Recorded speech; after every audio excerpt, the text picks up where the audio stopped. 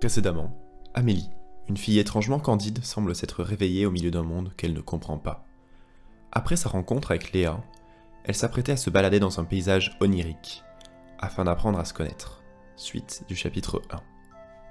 On avance donc sur un chemin, et durant le trajet, je ne peux m'empêcher de regarder autour de moi. Un rien continue de m'émerveiller, mais c'est alors que Léa commence à me parler. Tout d'abord, elle m'apprend que l'on serait en Léonie, une région, enfin, là où on est en ce moment si j'ai bien compris. Et si vivent des personnes comme elle, des léogiciens, les habitants de la région, j'imagine. Elle m'en parle et me dit qu'ici, tout le monde est très attiré par les sciences. Mais c'est soudain. Ces gens aimeraient donc apprendre toutes sortes de savoirs pour faire avancer le monde. C'est une sorte de personne à part entière. C'est compliqué. Enfin bon. Elle semble passionnée quand elle me parle de toutes ces choses et je pense que c'est le principal.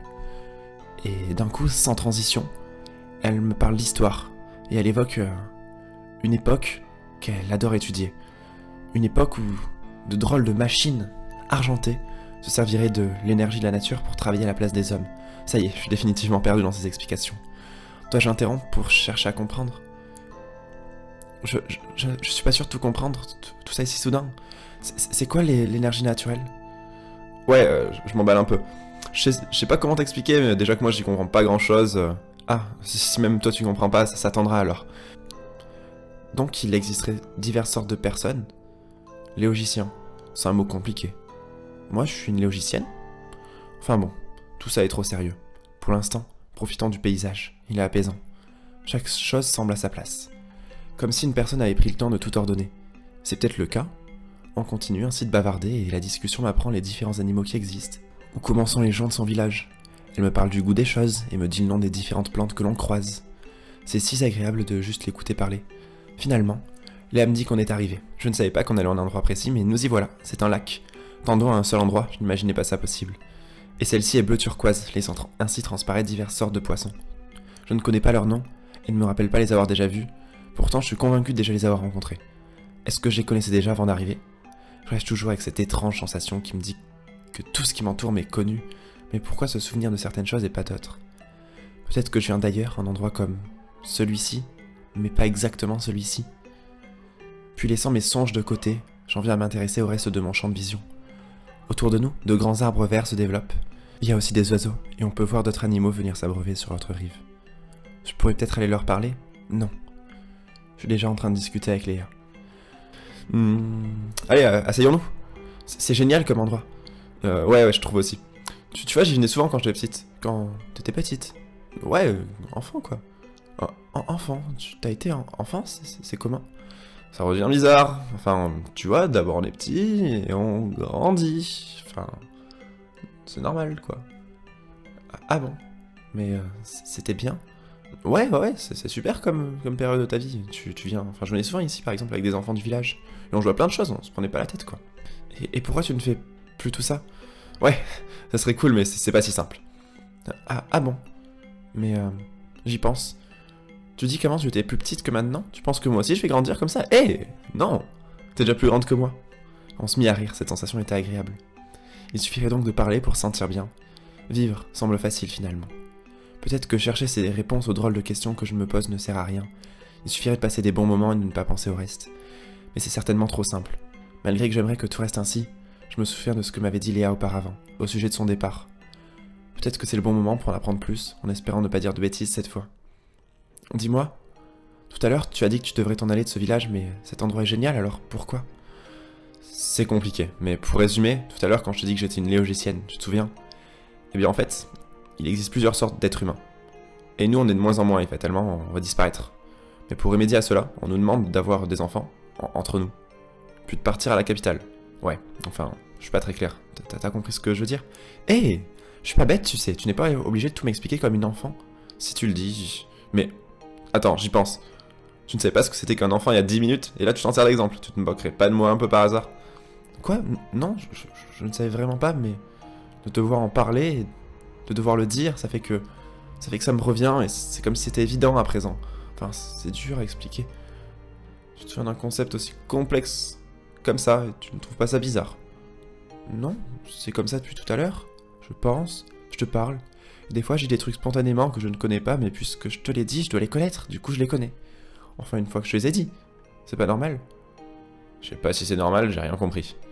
Mais bon, c'est cool. Ah bon. Merci. Mais du coup, tu disais devoir partir à la capitale après, mais pour y faire quoi? Si on ne le fait pas, on nous chasse du village. On devient alors des parias, de devoir se débrouiller seul. Mais tu ne devras pas quitter le village après, de toute façon? Ouais, mais à la capitale, on te nourrit, on te loge, on te traite normalement. Enfin, je crois. J'espère en tout cas. Mais pourquoi t'y envoyer? Ils envoient tout le monde là-bas. Ils préparent une guerre, enfin c'est compliqué, mais en gros il y a un mec qui s'appelle Povaris. Il habite loin d'ici, mais de là où il habite, il arrive à contrôler la quasi-totalité du monde en dictateur. Et il oblige ainsi chaque ville et village à produire des richesses pour lui. Et du coup les dirigeants léogiciens veulent reprendre le pouvoir. Enfin des histoires politiques, c'est pas très intéressant. C'est compliqué, ça a pas l'air très joyeux tout ça. Mais pourquoi le bonhomme veut autant de choses pour lui? Il en fait quoi après? J'en ai aucune idée, moi j'en ai rien à faire, y a pas plus important à se demander, non? Et une guerre, c'est quoi? Une guerre? C'est quoi? C'est horrible, voilà ce que c'est. C'est quand des hommes se battent contre d'autres hommes, jusqu'à ce que mort s'en suive. Mais c'est effroyable, ne va pas là-bas! Et tu veux que je fasse quoi d'autre? Si je ne le fais pas, je serai seul en ce monde de sauvage. Bien sûr que je ne veux pas y aller, mais je n'ai pas d'autre choix. C'est horrible. Cette journée commençait si bien. Et pourtant ce monde commence déjà à avoir des défauts. Une guerre. C'est ignoble. Pourquoi ils ne se contentent pas de demander s'ils veulent quelque chose? Puis tuer des gens? La mort? Étrange. Ce mot, j'ai l'impression de le comprendre, mais il veut dire quoi? Bizarrement, je sens que tout cela est affreux, mais quelque chose m'échappe. Mais une fois cet épisode dramatique passé, avec Léa, on continuait de parler. Et nos sujets étaient bien moins compliqués. On souriait, disait simplement ce qui nous passait par la tête. Ainsi jusqu'au soir. La couleur du ciel et du lac devinrent orangées. Le vent, quant à lui, se mit à souffler un peu plus fort et je ressentais des picotements dus au froid. C'était agréable. On admirait juste le soleil plonger vers l'horizon, dans un silence rendant l'instant magique. Je ne sais pas si j'ai des souvenirs de mon passé, d'une vie dans ce monde, ou d'un autre. Je ne sais pas non plus si ma façon de penser, de réfléchir, et d'aborder les choses est normale. Mon hier, je ne le connais pas. Mais ça, ce n'est pas un problème, car à présent je suis ici, et cette image de coucher de soleil, toutes ces sensations qui me semblent nouvelles, me font que cette journée ferait un parfait premier souvenir. Et à présent, je dois faire en sorte que chaque jour je puisse penser que mon demain soit moins aussi beau que cet aujourd'hui. C'est alors que Léa m'interrompit dans mes pensées. On devrait rentrer avant qu'il fasse nuit. D'accord Léa, au fait, merci, cette journée était super. T'es vraiment bizarre. Ah bon? Pourquoi?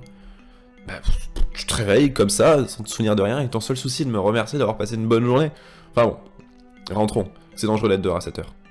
Dangereux? Ouais, on voit rien, et on peut tomber sur des bêtes sauvages, on ne devrait pas tarder.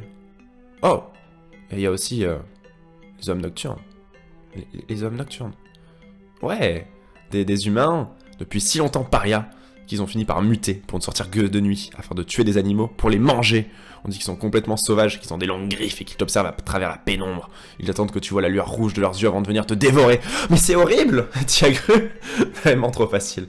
C'est une histoire pour faire peur aux enfants, tu es vraiment naïve. Des humains mangeant des animaux, n'importe quoi. Elle m'a vraiment fait peur avec son histoire. Qu'elle est bête. Enfin bon, c'était plutôt drôle tout compte fait. On arriva donc à sa maison, le soleil n'étant plus visible et le ciel s'assombrissant. On est rentré. Une fois à l'intérieur, Léa a sorti divers légumes. Elle me demande alors de l'aider à les couper. Il y en a des longs, des gros, des ronds, des difformes aussi. En termes de couleurs, il y a les verts qui ne donnent pas très faim, les violets plutôt durs à découper, et les bleus très appétissants. Au début j'avais peur de me couper, mais c'était plutôt facile et j'en arrivais vite à la fin. On fit ensuite chauffer le tout dans une grande casserole, qui vint se loger dans la cheminée. Puis Léa y alluma un feu, et la lumière, la couleur, la chaleur s'en dégageant, avec seulement quelques pierres et un peu de bois, on aurait dit de la magie. Je suis resté à regarder l'eau bouillante changer de couleur jusqu'au terme de la cuisson, m'enivrant de bonnes odeurs, et d'images de ce bois ardent que je trouvais fascinant. Il était temps de manger, et je trouvais ce plat succulent. Chaque saveur se mélangeait bien entre elles, chaque morceau de légumes était fondant, le jus était particulier, légèrement acidulé mais doux en même temps. C'est toujours aussi agréable de manger. Si c'est le cas, on devrait le faire plus souvent. Léa prit la parole. Alors, bien manger? Oui, c'est génial, mais comment je savais que ça serait si bon? Bah, c'est l'habitude, enfin, c'est tout. Bref, on fait quoi? Faire quoi? Je ne sais pas. J'ai une idée, ça devrait te plaire. Ah bon? C'est quoi? On va aller voir les étoiles. Les étoiles? Ouais, c'est cool, tu vas voir. On sort dehors, et il fait frais et sombre, on ne voit pas le paysage. J'entends des animaux faire des bruits inquiétants. Je ne suis pas rassuré à l'idée de sortir de nuit. Tout à l'heure, elle disait que c'était dangereux. Pourquoi elle veut aller dehors alors qu'il faisait si chaud dedans? C'était une mauvaise idée. Maintenant, elle me dit de me coucher dans l'herbe alors que je ne vois déjà pas où je mets les pieds. J'exécute tout de même, dubitative, et là je vois le ciel. C'est magique. Des milliers de petites lumières nous regardent en haut. C'est les étoiles, mais il y a aussi des nébuleuses et des planètes. Tant de couleurs sur ce fond noir, il pourrait sembler froid et sinistre au premier abord, mais il s'approche du féerique quand on prend le temps d'y poser le regard. Me voilà rassuré, grâce à ce spectacle inattendu. Le plus impressionnant reste cette lune, où l'on y voit se dessiner mer et continent, comme une autre terre, mais perdue dans cet océan obscur. C'est alors que Léa prit la parole. Alors, tu trouves ça comment? C'est sublime, mais c'est quoi? J'en sais rien, moi, je me suis jamais posé la question, à vrai dire. Regarde cette planète, elle semble si proche, on peut y aller? Une planète? Qu'est-ce que tu racontes? Et y aller? N'importe quoi. Ah bon? J'en sais rien, moi, c'est juste l'idée que j'ai eue en la regardant. Et cette tache violette, c'est quoi? T'es vraiment trop curieuse, hein, tu sais. Ne pas se poser de questions. Juste regarder et arrêter de penser. Oui, c'était possible. L'esprit divagant et mes yeux se perdant dans le décor, je profitais de l'instant présent. Une fois revenu à moi, j'eus trouvé ce moment apaisant. Mais il m'avait rendu un peu mal à l'aise, comme si j'avais mieux à faire que de m'arrêter de penser. En tout cas, c'était une agréable journée. Et Léa, je devrais apprendre à mieux la connaître, j'aurais fait quoi sans elle? Si je m'étais juste réveillé au milieu de rien, sans personne. Léa, tu peux me parler de toi? Pourquoi tu me demandes ça tout d'un coup? C'est trop bizarre, tu veux que je réponde quoi? J'en sais trop rien, c'est juste que tu m'as aidé. J'aimerais mieux savoir qui tu es, ce que tu aimes faire, ou je ne sais pas trop quoi d'autre. Je suis peut-être pas très doué pour demander les choses. Non, on va dire que t'es très original, on apprend à connaître les gens, ne leur demande pas directement. Ah bon, et comment on fait? Avec du temps, de la patience, mais tu dois pas connaître. J'en ai moins du temps. Allez, arrête de te prendre la tête, demain on ira voir au village ce qu'en pensent les régents. Les régents? C'est qui? Ce sont ceux qui dirigent le village, ils y restent constamment et n'ont pas besoin de faire la guerre. Des privilégiés, je ne supporte pas ça. Il y en a des sympas, quand même, t'en fais pas. Mais s'ils me disent de partir, j'irai où? Oh, mais arrête de t'inquiéter, au pire t'as qu'à rester chez moi jusqu'à ce que je m'en aille, pour le reste j'aviserai. Vraiment? Merci beaucoup. Mais j'y pense, toi tu n'as pas envie de partir, non? Bien sûr que non, mais je te l'ai déjà dit. Il n'y a pas d'autre solution? Si tu fais quelque chose que tu ne veux pas faire, c'est triste. Ouais, tu penses comme une enfant, quoi. Le monde c'est plus compliqué que ça, tu sais. Ah bon? Alors tu ne veux pas essayer de m'expliquer comment il fonctionne? Wow, ouais. On va essayer. Tu te souviens de Povaris? Je t'en ai parlé cet après-midi. Oui. Dieu merci, elle s'en souvient. Eh bien, il y a bien longtemps, le monde était en paix et se partageait en 4 grandes régions. Une de technologie, la Léonie, où nous sommes, ayant un peuple d'hommes attirés vers les sciences. Une de flore, en Occident, où vivait un peuple d'humains intuitivement attirés par la nature et la végétation. Un autre de faune, septentrionale, où des hommes proches de la nature et des animaux y régnaient. Et enfin, au centre de celle-ci, une région neutre, où tous les hommes cohabitaient ensemble et dictaient des lois justes pour l'ensemble d'un monde en paix. Waouh, ton histoire est super jolie. C'est tout ce que t'en tires? Tu as compris quelque chose au moins? Et puis bon, en fait, j'ai juste répété un paragraphe d'un livre historique que j'apprécie. Ah, d'accord. Et du coup, il se passe quoi après? Et bien après, Povaris est venu, il a vu, il a vaincu. C'est à ce moment-là que la technologie propre au logicien s'est éteinte. Quand il a tué Léo, c'était un peu le prophète de notre peuple, on va dire. Depuis, chaque homme de ce monde se doit de respecter la charte de ce salaud, il en demande toujours plus et il reste complètement inatteignable. Mais il a fait ça tout seul? Cette question paraît stupide, pourtant, à l'époque, il est parvenu à ses fins tout seul, oui. C'est vraiment quelqu'un d'horrible. Il existe beaucoup de personnes comme lui? Je sais pas, peut-être. Tu sais, je suis toujours resté dans ce village, moi. Et il existe aucun endroit où ce Povaris ne ferait pas de mal? Enfin, de mal à personne? Si, il existe quelques endroits où il n'a pas d'influence, mais c'est très loin. Comme des lueurs d'espoir inatteignables. Et pourquoi ne pas y aller?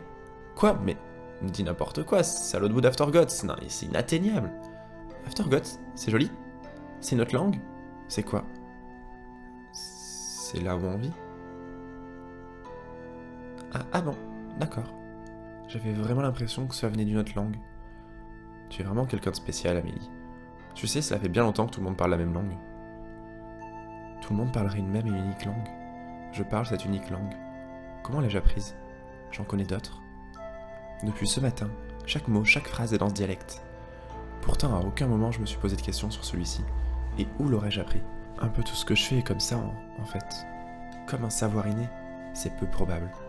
Quand Léa me parle, je vois qu'elle tire ses phrases et son savoir de son vécu, À moins que moi je sois différente. Mais pourquoi? Non, il n'y a pas de raison. Ce n'est qu'un échantillon des questions qui traversent mon esprit en cet instant. Des régions, des sortes d'humains, plein de mots que je ne connais pas. Je peux demander à Léa, mais par quoi commencer? Et puis, ne serait-ce pas précipité? Après tout, cela ne fait qu'un jour que je suis ici. Léa, ça lui a pris des années d'apprendre ce qu'elle sait aujourd'hui. À l'image de son passé, je devrais peut-être prendre le temps, moi aussi, d'arriver aux réponses à mes questions, plutôt que de m'étouffer avec celle-ci. Une fois le sérieux de notre précédente conversation passée, on retourna à des sujets plus légers, comme les étoiles filantes, signe que l'on devait faire un vœu. Son souhait, elle ne voulait pas me le dire, sous prétexte que sinon il ne s'exaucerait pas, une règle étrange. En tout cas, mon désir à moi, ma demande à cet astre céleste, c'était que Léa m'apprécie. Peut-être que c'était déjà le cas, mais je souhaitais faire une demande qui dépendait de ma volonté. Il était l'heure d'aller se coucher, on rentra donc à la maison.